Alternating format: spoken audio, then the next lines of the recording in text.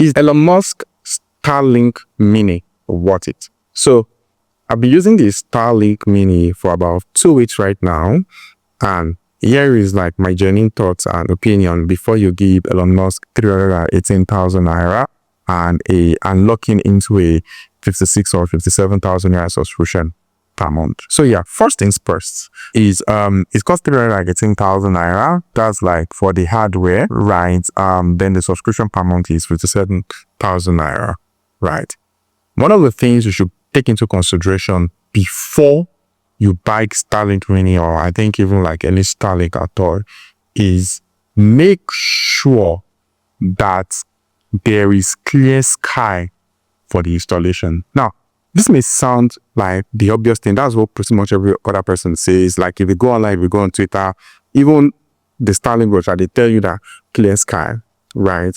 But for me, I live in a particularly large building, and I stayed on the ground floor, right? And there are like 2 or 3 big buildings in my apartment, right? That's pretty much there's shade everywhere. So when the device got delivered to me, I thought that I could just put the device like somewhere near my window, and I hope it's going to, and I was hoping it would receive signal. It was horrible, like almost unusable. It managed, it struggled a bit. The interesting is like on some nights, it actually worked. Like it worked really well. Like I was able to use it for like some really intensive work on some nights, but I did not begin to enjoy it. I'm still going to talk about like bandwidth speed down the line until like I did like a proper installation. So that's the very first thing to bear in mind, right? Which is make sure that you have that in place.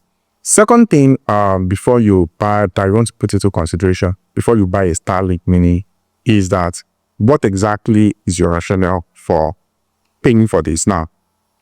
So just for context, I think the last subscription that I did was with MTN, and I paid 90k for 3 months for 450 gigabytes, and that was supposed to last for 3 months. I think I ended up using it for 2 months and a couple of days, right?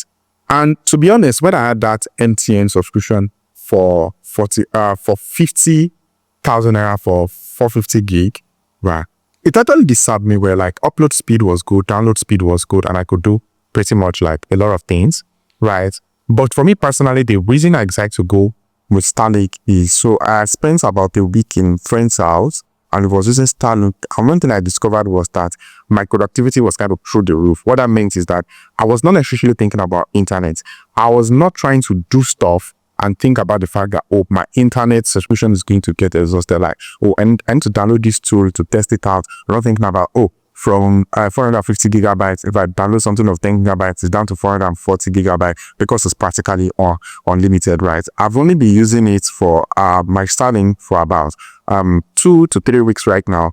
And I've used about maybe like 250 gigabytes of data already, right? So now imagine that cost for me. So for me, I think that productivity and the mindset that once I'm in my house, right, I have access to internet, I don't have to worry so much about internet. I think that's like one of the major reasons why I decided to go with a Starlink. So think carefully about before you actually like pay for that, because 57,000 naira is actually per month is actually a lot, right? Let's be honest with ourselves, right? With 7,000 naira per month is actually a lot. But yeah, for me, for the peace of mind of not having to bother so much about internet, I think for me, it's totally worth it.